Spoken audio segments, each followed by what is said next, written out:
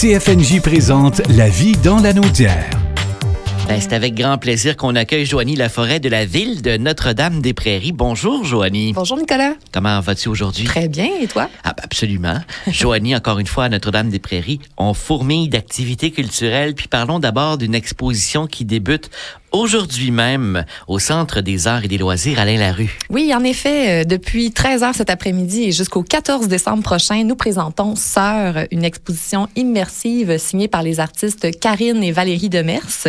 Elles y présentent des œuvres qui sont en fait pluridimensionnelles, multiformes, qui sont parfois même suspendues dans l'espace.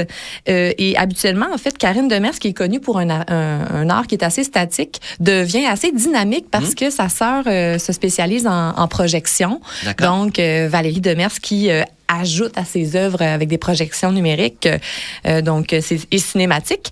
Donc, c'est vraiment super intéressant. Leur projet, en fait, c'est une expérience immersive qui traite quand même d'un sujet assez sérieux. L'expérience, en fait, se veut une immersion un peu dans les pensées suicidaires, dans tout ce qui peut, en fait, toucher un enfant qui est touché par ces événements-là un peu tragiques.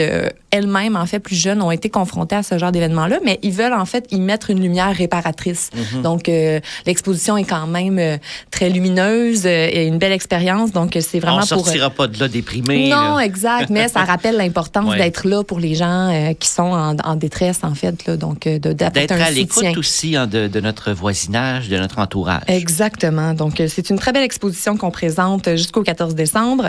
La salle d'exposition est ouverte du mercredi au samedi de 13h à 17h. Et le samedi, ce samedi 9 novembre, on invite le grand public à se présenter à 14h pour rencontrer les artistes. Ce sera le vernissage vraiment plus officiel. Donc, ce sera l'occasion aussi d'en apprendre un peu plus sur la genèse du projet. Donc, on vous invite. C'est toujours dans une ambiance très décontractée. Autrement, passer, c'est ouvert à tous, c'est gratuit, contribution volontaire. Donc, passer, c'est pas très long faire le tour. Puis, ça vaut toujours la peine. C'est au 225 boulevard Antonio Barrette, au 2e étage. Joanie, évidemment, la spécialité à Notre-Dame-des-Prairies, ce sont les artistes en résidence. Oui. Cette semaine, c'est une troupe de cirque jeunesse qui est chez vous. Oui, effectivement, on accueille la compagnie In Toto que vous avez pu découvrir, en fait, si vous étiez présent à notre lancement de saison.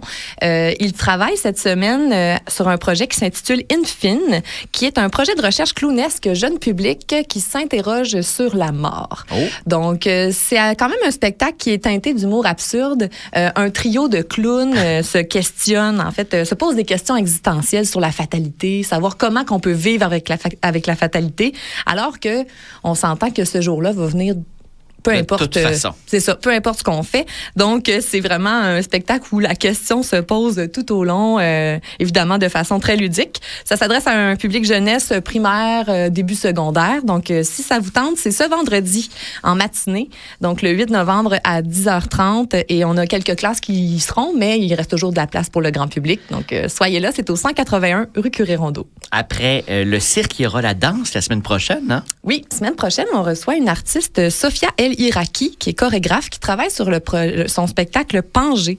C'est une création interdisciplinaire qui questionne l'interculturalité et le vivre ensemble, au temps où vraiment l'appropriation culturelle est au cœur des débats, surtout dans le monde de la danse.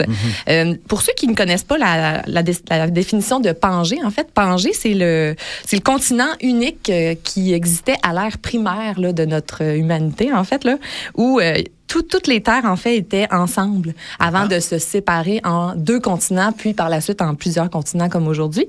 Donc, le projet cherche à présenter un peu la connexion qui transcende les êtres humains, malgré le fait que maintenant, on est interculturel, multiculturel, qu'on est un peu divisé par toutes sortes de valeurs, de religions, quoi que ce soit. Donc, au lieu de... En fait, le spectacle, c'est 4 chorégraphes qui se posent la question, est-ce qu'on pourrait se mettre ensemble? Est-ce qu'on pourrait, en fait, créer un tout, là, malgré nos différences. Donc, c'est un spectacle assez intéressant. C'est présenté le jeudi 14 novembre prochain à 19h30 et c'est au Carrefour culturel. Venez voir ça. Je pense que la discussion qui va suivre le spectacle sera très intéressante également. Je vais faire de parallèle avec la politique américaine, mais s'il y a un pays divisé, c'est bien les États-Unis. C'est bien, là. Alors qu'on voit que c'est bien des fois de se mettre ensemble, de se parler. Tu sais. Oui, ça vaudrait la peine, effectivement. Mais on parlera parlera pas de Donald Trump ici. Non, exact. On parle de culture. Samedi de la semaine prochaine, 16 novembre, il y a aussi un super concert qui sera présenté au Carrefour culturel. Oui, on accueille l'Orchestre symphonique des Jeunes de Joliette qui va présenter le concert Souvenirs hongrois. Donc, un spectacle qu'on reçoit. Évidemment, c'est pas une résidence parce que sont bien experts dans leur domaine. Donc, le spectacle rassemble les 3 formations de l'OSJJ et il y aura le concert est vraiment sur le thème de la musique hongroise. Il y aura le pianiste Grégoire Abadi qui va être invité, le soliste invité de la soirée. Wow. C'est sous la direction du chef Renaud Madar et il y aura des classiques en fait de la musique hongroise, là, la marche hongroise de Berlioz, les esquisses hongroises de Bartók et la première partie va être assurée par les petits violons Roland Brunel et l'Orchestre symphonique de la Relève. Donc, le spectacle est gratuit pour les Préricois et Préricoises. Donc, vous aurez simplement à présenter une preuve de résidence à votre arrivée. Pour les gens de l'extérieur, je vous invite à consulter le osjj.com. Les billets sont en pré-vente actuellement ou vous pouvez toujours les payer sur place. Donc, les portes ouvriront à 19h le 16 novembre prochain.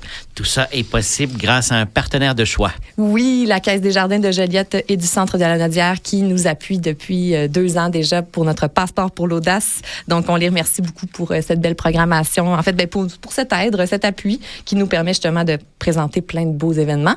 Et suivez-nous sur Facebook, Ville de Notre-Dame-des-Prairies. Tout ce qu'on vient de dire et plus, c'est là. Oui, on en parle beaucoup, donc ou bien sur notre site web, notre-dame-des-prairies.com. Agréable semaine, Joanie. Merci beaucoup à toi aussi. À bientôt, à jeudi prochain. À jeudi. CFNJ vous a présenté La vie dans la Naudière. Une région à découvrir, à visiter.